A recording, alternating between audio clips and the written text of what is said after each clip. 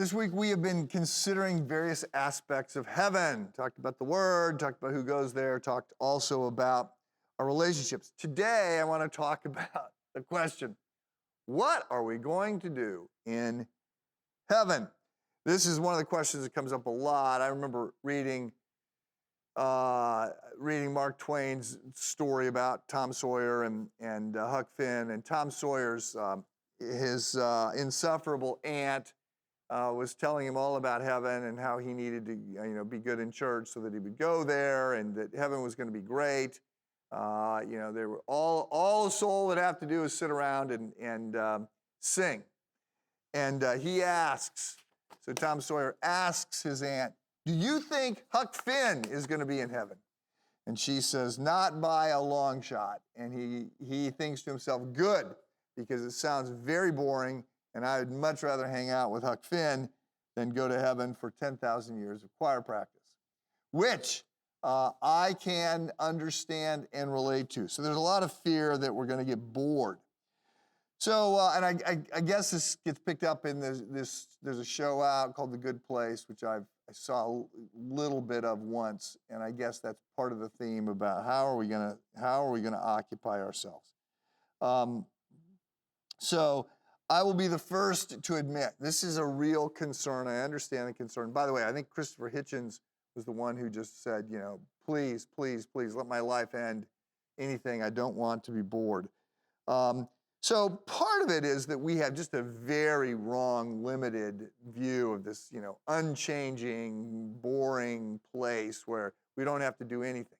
Well, not having to do anything does not sound like fun. I mean, it can sound like fun when you're in need of a vacation and you want a couple days off, but not having anything to do, as people know who don't have anything to do, gets bad pretty quickly.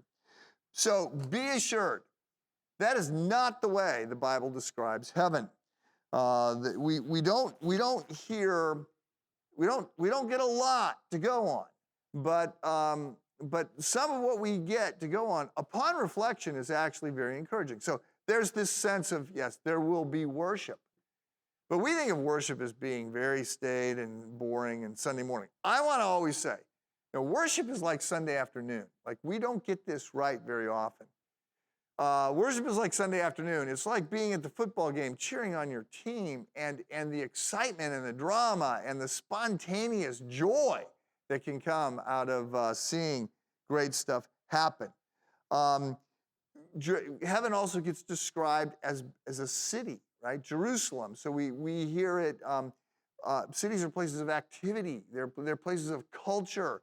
We have it described. And there's this sense that we will be in charge and we will be helping to create, and we will be expanding the cities and creating art, and that there will be meaningful, fun things to do.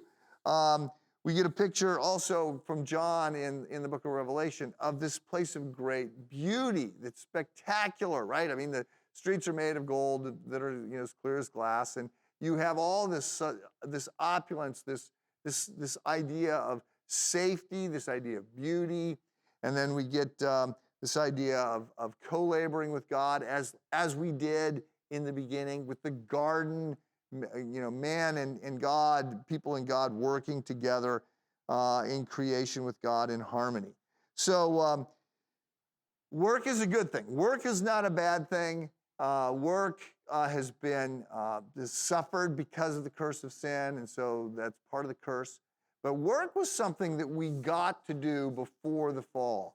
And we will be back in that kind of wonderful opportunity to do things that are meaningful. So it's hard for us to comprehend, just as it's hard for a child to comprehend some of the joys of adulthood, just because it's just not old enough to understand. There's a sense in which we cannot comprehend the goodness of heaven.